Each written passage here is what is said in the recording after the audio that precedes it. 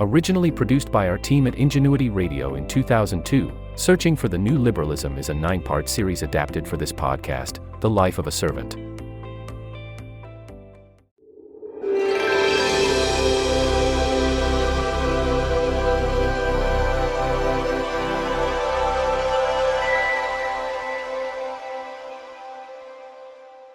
Welcome to Part 4.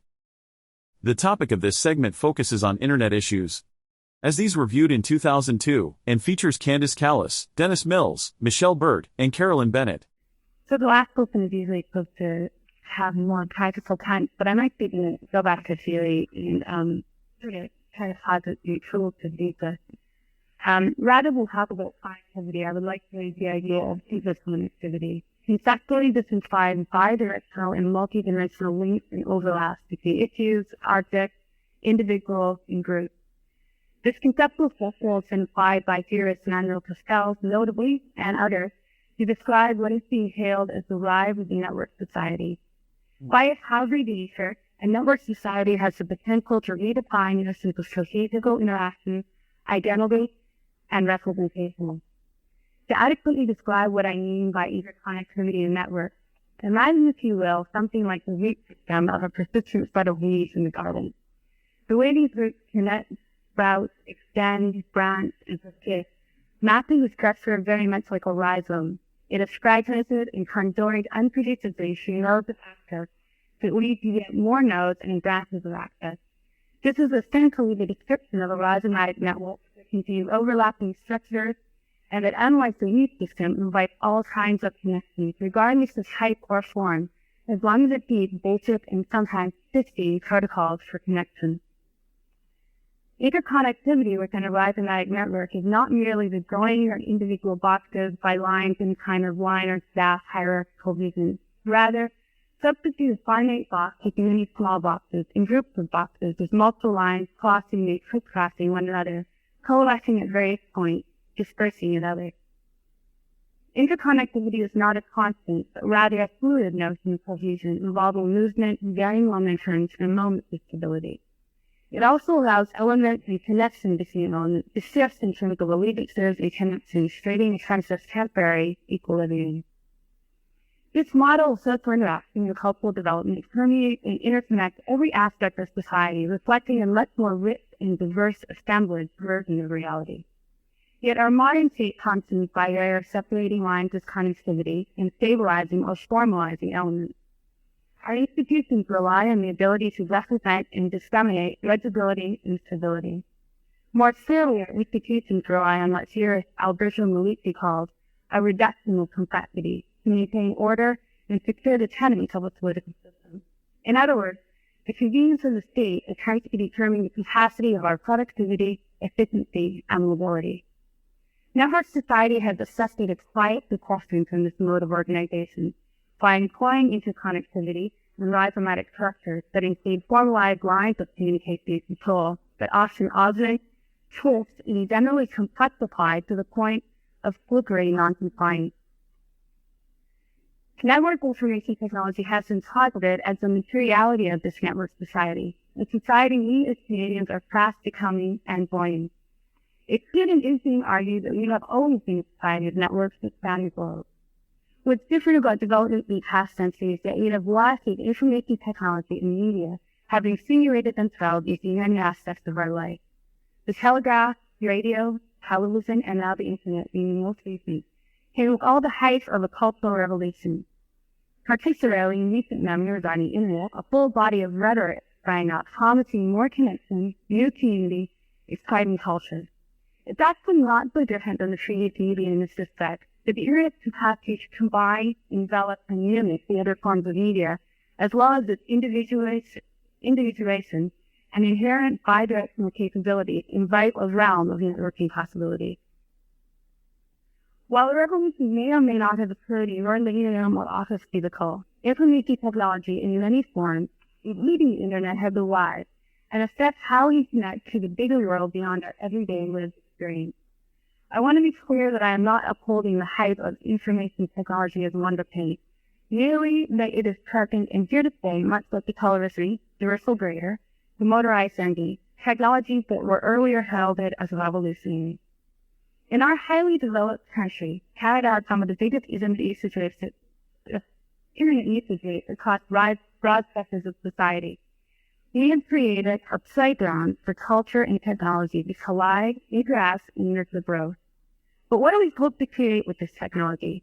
Cities devoted to technological elite enabling the growth of enterprise have some of the biggest internet usage rates across broad sectors of society. We have created a playground for culture and technology to collide, interact, and nurture growth.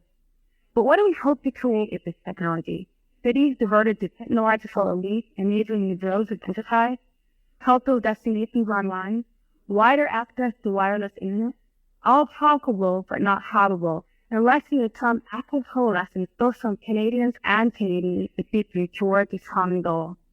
We, at this juncture, where the dot-com economic bust has intersected with what some fear to be the erosion of faith in technology, have an opportunity to consider reflexively our relationship with technology and our growing status as and in a network society.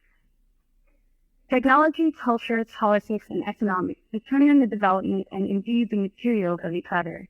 This interconnectivity between elements can be framed this way. Our values are as important as in the determinant of our technological inventions and the use of technology. As Dutch theorists Lisa Viper, Bruno Latour, and others have posited, we are shaped by our tools, and they are shaped by us. Perhaps this is why the U.S. has been about Napster in a attract a contentious moral issue. Napster, in case you do finding it or lost, is a peer-to-peer network that connects individual computers in a rhizomatic pattern to the purpose of sharing media files. The debate about its abilities and its misuse can be framed as one, a betrayal of artists, two, the rise of militant consumers, three, the theft from the recording industry, and depending on which side of the value and defense you're on, a poor or brilliant use of network technology. If you don't download music online, then you probably aren't aware that clones exist everywhere, and the legacy of Napster continues without front-page coverage. This kind of system defies institutionalization in many ways. Serving as a concept of thinking about culture, there is no gatekeeper or control mechanism like a CRTC. It overlaps an individual ability to shape and reshape the network, defy borders and adherence to ideology. More importantly, networks invite invasion or conversationness of modernity. There are no fixed lines of division for organizations. Instead, there are fragments connected by points of bidirectional contact. Identity is defined in terms of multiple rather than singularity. There is little cohesion except in the South that the possibility for more interconnection exists. In a world where enterprise is based on profit and the state on a certain amount of control, these aspects of network society threaten to destabilize and remake the fabric of our Westphalian society. Being hard to hold in a network society is without its own limited set of controls and exhibiting standardization, coding and algorithms, as well as representational capacity, determine and direct content in an online environment. Similarly, a network society introduces these protocols to control information and connection on an ad hoc basis, most of which are never formalized, and most of which react or act in relation to our prevailing values. For example, Napster created what MIT professor Zoe Doon called anonymous on-the-fly alliances for sharing information outside any known channel. And at the same time, Napster created its own terms of engagement that range from sharing to fanatical control of many domains in the electronic environment. Enabled by information technology, interinstitutional forces are being much the same, blocking cultural, government, and institutional lines. And yet our post-9/11 world, especially on this continent, has seen the rise in importance of physical borders, bringing counter to the idea of the network society. Importantly, this touches on issues of surveillance, or what I like to call the dark underbelly of the network society. When alleged terrorist Richard Lee's email from a public internet terminal in Paris was discovered within minutes or hours of him being discovered on the plane to Miami with a bomb in his shoes, which part was he? His shoes? Or the ability to track down the contents of his outbox so quickly and precisely? A little closer to home, there are more parallels still. How did Canada send or share its immigration and other internal files with the Americans after 9/11? Did we send a large suite of paper files, or easily ingestible electronic files that allow the FBI or whatever agency it is that investigates Canadians define groups and race identities and movements of individuals. We live in a post-colonial reality where colonialism as the standard bearer of modernity constructed boundaries for nationhood and identity, concealing the fragmentary nature of our existence. And importantly, in Canada, we live with the consistency of another pseudo-empire, whose network in terms of media and policy influence could constrain the boundaries of our imagination. Further, in terms of the network society, our existing institutions are incapable of barricading us against the onslaught of these trans-border influences. Nor can they equally adapt to fragmented, rhizomatic interconnectivity. Individuals and movements of fluid, coalesced individuals construct identities and form allegiances that are multiple, not contemporary. And regardless of what institutions are created or adapted, individuals will and do develop strategies and tactics for dealing with sustaining order in our legal life. This process of what theorist Michel Desserteau calls making do becomes another mode of interconnectivity outside the realm of the state. These are processes that are not acknowledged or captured within the precepts loose substantiates the policy. To concretize what I am describing in one common essential, we shouldn't be thinking about a brain drain to the United States. Rather, we may think of it as an extension of a network, and an example of flows between nodes within the network, which may in turn lead to unexpected networking of inequalities and probabilities. And maybe in some respects, we should look at these types of cultural phenomena as a measure and criteria for adaptability, an area for taxation, education, health, media, and culture. More importantly, can we not find a way to foster and support mobility without it threatening our identities, which are hardly singular anyway? Further, with growing we tell ourselves as a culture do not take into account the complex realities of our network's history. Aboriginal people, French, and Anglo Canadians can barely settle on the ontology or epistemology of our shared history, let alone complexify the unrealistic solidity of these artificially enhanced groups. In another area, our environmental histories do not take into account the synthesis of human and organic actions and relations, nor the artificial boundaries enforced by policy and government. A final example, the information becoming an institution is purposely streamlined rather than being costuming and overlap, preferring the ethical method rather than a messy mix of the reality we know to exist. The rhizomatic concept stretches across the standardization of information relations, and the challenge to policymakers is to think not in terms of departments, provinces, or even Canada, but to utilize a rhizomatic structure to think with. A structure that acknowledges the fact that in selling new institutions, protecting or ensuring the survival of elusive and sometimes non-existent cultural boundaries, investing in the development and use of new technology, are interventions into the existing network of buzzing interconnectivity. The fluidity of the network redefines some of our status ideals of identity, cohesion, and even security and privacy, but it is also these ideals that will define our use and pulsing of network technology. Adaptability and frameworks for adaptability, they take into account mobility and unpredictability, are the skills and goals defined by a network society, needed to the resulting co-production of technology, culture, and politics that is and will continue to define the future relationships with each other and our role in the global network society.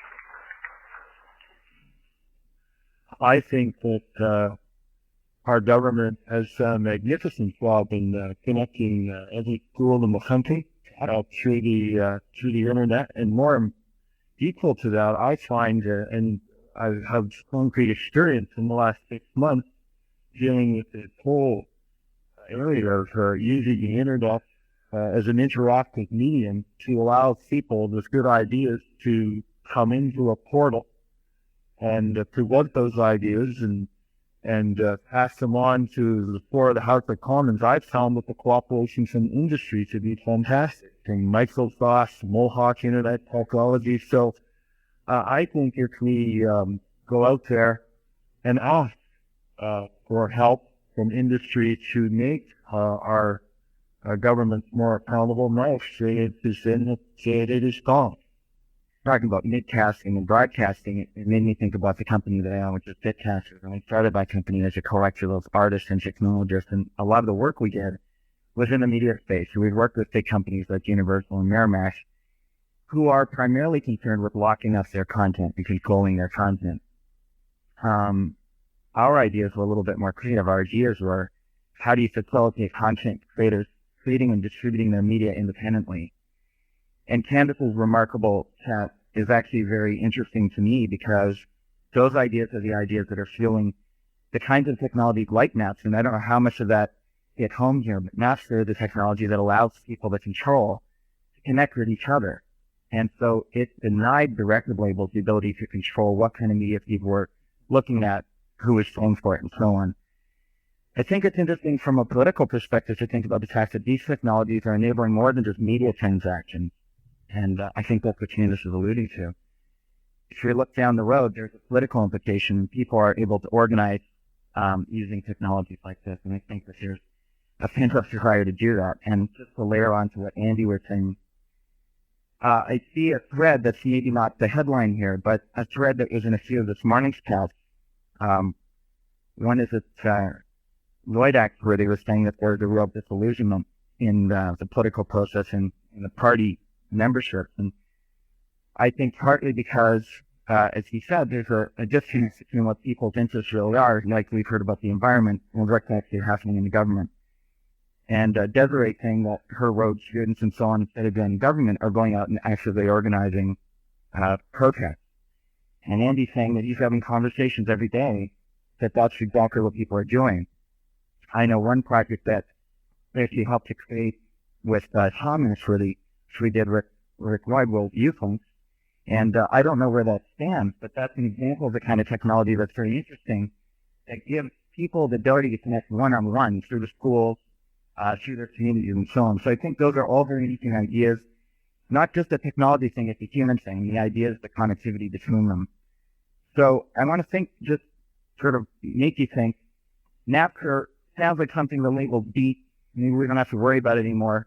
There's other technologies out there right now, like Kazaa, doing what Napster did 10 times over. Napster built a user base of 80 million people in just a few months because it gave people the power to connect. And I think stuff like that's going to have a huge implication, these political conversations that we're having right now. Yeah, I wanted to speak a little bit to this technology and culture going into Georgia. My name is Paul. When I had a radio show on campus radio at University of Minnesota in Winnipeg until recently, what I would do is I would take the party press releases, the whole party, so I'd have throw them into the garbage because I hold them.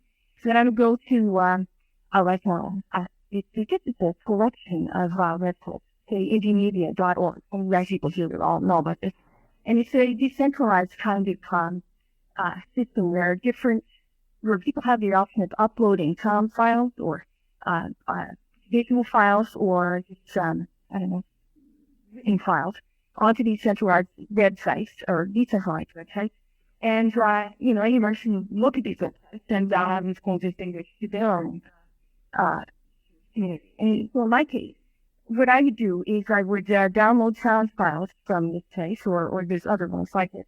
And I could play that directly on the FM station out of the pilot. It was free for large house radio. And so something like that, it's going to be easy. I could find out what was happening anywhere in the world, right on the ground, and you can click and see as soon as somebody had uploaded a file from their location. So this is, you're talking about a distress between younger people and older people. You need to part of it. Some of the party people who can talk about, another report or a press release or something like that, but someone will leave. I'm nowhere near that. I'm somewhere else. And I think that's true of all the younger people. So they're a bit shooting too, big down here. I hope some of you invest in an audio party or a town party and you find out about this world, because that's where probably all the young people only like anything in 40s, 45. It's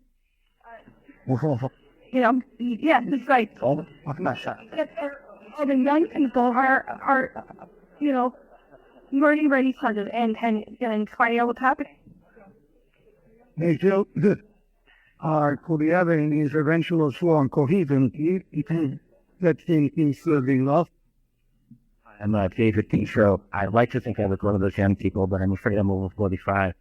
I spent most of the past 5 years working in and around the internet and currently actually in my portfolio of businesses that I'm responsible for. I have the leading mobile payments company, the leading internet government payments company, which is processing 60% of the taxes to IRS now, and a variety of other businesses, including an intellectual property company that specializes in outsourcing intellectual property. And I've been fascinated by the discussion because I think what it reflects is what I call both the light side and the dark side of the internet. And I think for liberal policy in the future, actually, you have to face both sides of it. And I think you can see here on the edges. On the right side of the internet, what it really opens up, you've heard people talk about access to information. I couldn't agree with Lloyd more that access is at the heart of the internet, and enabling people to have access is critical. And what it really does is it removes the asymmetry of information. Because what drives capitalism and profit is often asymmetric information, not pure competition. Right? Somebody who has information is someone who doesn't. Recently, one of my team did a project with Cisco in India where we put internet terminals into small villages that had right in them using satellite hookups. And the most interesting thing was prices in those villages for their produce went up by 50% within 3 weeks. One, because the women were responsible for telling their husbands what they should take in terms of price. Now could get access to information for what price they could in the city, and they knew they'd been getting ripped off. Overnight, one terminal, satellite access, doubled the incomes of those villages. And now there's a program underway, which, as it happens, is going like the top of funding, get the terminals out with satellite hookups. So that's a big positive. And the second one, and this is where I'm very hopeful, is the underlying drivers of the internet have within them technological laws which are absolutely profound in terms of expanding that access. The two most important being Moore's Law, which everyone has looked at closely, says is going to run another 10 years. It says that the amount of information processing capacity you can buy for $1 will double every 18 months. That's why computers keep getting cheaper. It means that, in fact, you can get access to the entire library of Congress if you wanted to, and be able to download the entire content if you have high-speed bandwidth in about an hour and a half now, versus what would have taken probably years before to turn it out. The second thing is to get ready to that is telecom costs, and they're falling by 50% every 9 months. That doesn't get passed through in the rate. But in fact, in the United States now, the best buyers can buy long-distance units for less than 3 cents, will be under a penny here in a couple of years. The third thing is the connectivity. Metcalfe's law, the value of the network goes up by the square of all the people using it. And once you hit 50%, if you do your math on that, it's spectacular in terms of utility. And finally, well, I think the two people have hinted at, which is narrowcasting, which has enabled all kinds of groups, small groups the smallest, the same traders in your story, to be able to connect with others and to narrowcast if they want. But there's a dark side here. I think the dark side is much tougher for liberals to deal with. The first is fragmentation. Narrowcasting and the internet is resulting in massive fragmentation. What we're losing is the front porch. Newspaper reading is falling, and the higher the internet usage among people under 25, the lower the newspaper reading and the lower the television watching. I don't think the TV is all bad, but in fact, the front porch is being lost, and institutions like the CDC and others become more critical. The second dark side is the wonderful PM referred to Napster. It's terrific that Napster allows you to share files, and I just took my daughter Amy, Helen, and I just drove her down to Queens, and I plugged in her computers and the music system. I said, "Where's the CDs, Amy?" And she spent the last week burning tunes off the internet onto her computer. Her hard drive had about 8,000 songs. She has no CDs. The dark side, though, is she likes a number of Canadian young artists, and I said, what about some of your favorite Canadian singers? And she said, "What do you mean? I'm listening to them." I said, "Yeah, they didn't get a penny from you, though. The music industry revenues went down 5% last year. They're going to be down 7% this year. Last week, EMI, one of the top 5 labels, dropped their 400 least well-selling artists, and the reason was because fundamentally their overall profitability has gone down. So the big record labels are going to shrink down to just Michael Jackson and a few other people. And so that way there's huge issues around the economics of artists and the ones that provide cheap. The third one, and bear with me, the third side, dark side, is the anonymity. And this one I'm just absolutely passionate about. Our kids are going online. They're searching. They have no idea what they're looking at when they're out there. Amy Van Blesher last year, she's the granddaughter of Holocaust survivors, went out to do a project on the Holocaust and started putting up hate sites. He said, how can you have these sites on the internet? And I said, the internet's just the street, Amy. You have no idea who you're looking at here. And you type in these keywords, you're finding those words in other people's sites. Not many people realize that of the top 10 search engines, 8 of them now basically allow payments for placement. So in other words, when you're going on using most of the search engines out there, you're finding the sites that have been paid for by companies who want you to come to those sites. At its extreme, we haven't pre-proofed our kids to the internet. There's a study that's released in the United States that 5% of girls under 13 have taken on an anonymous date over the internet. Finally, hacking digital information. It's possible now for just about anybody in the world using the internet with available software you can download to get your driver's license, your credit card insurance, and the rest of it. Right? Just online because these sites are advertising all the time. So there's a dark side to this, and I challenge all of us to think about how policy is going to have to pay for the dark side.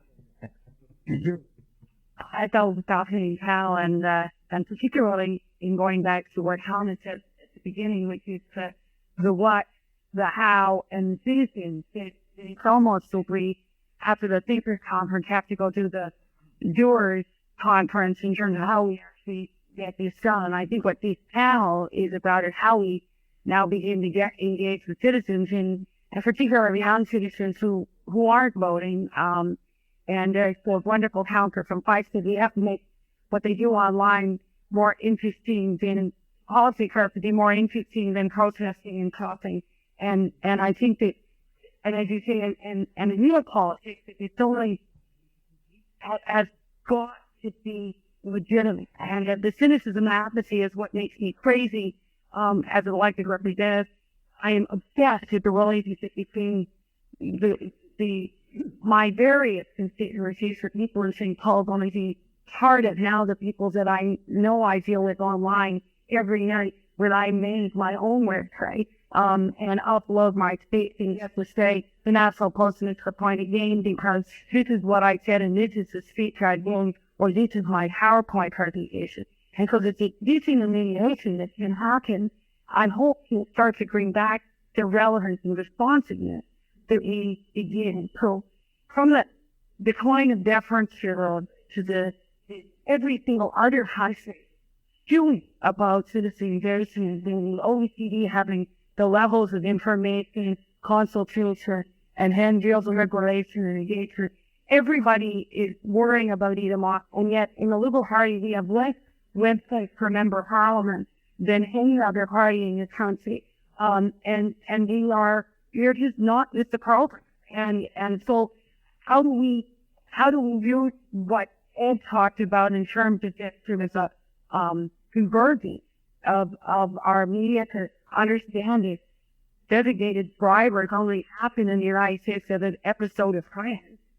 There is this reality that the cornerstone democracy was always having a public space in which to debate a speech. The internet is that in public space, and we've got to be tapped into it.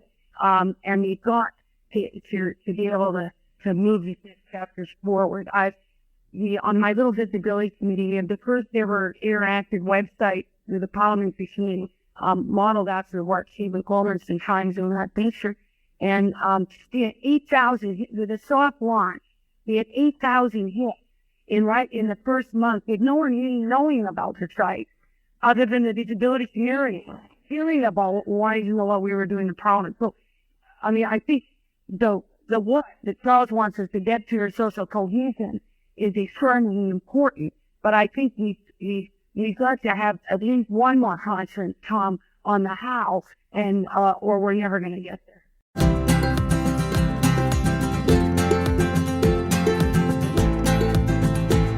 You have been listening to The Life of a Servant, a Dennis Mills podcast. Visit dennismills.com for more information and archived episodes of this program.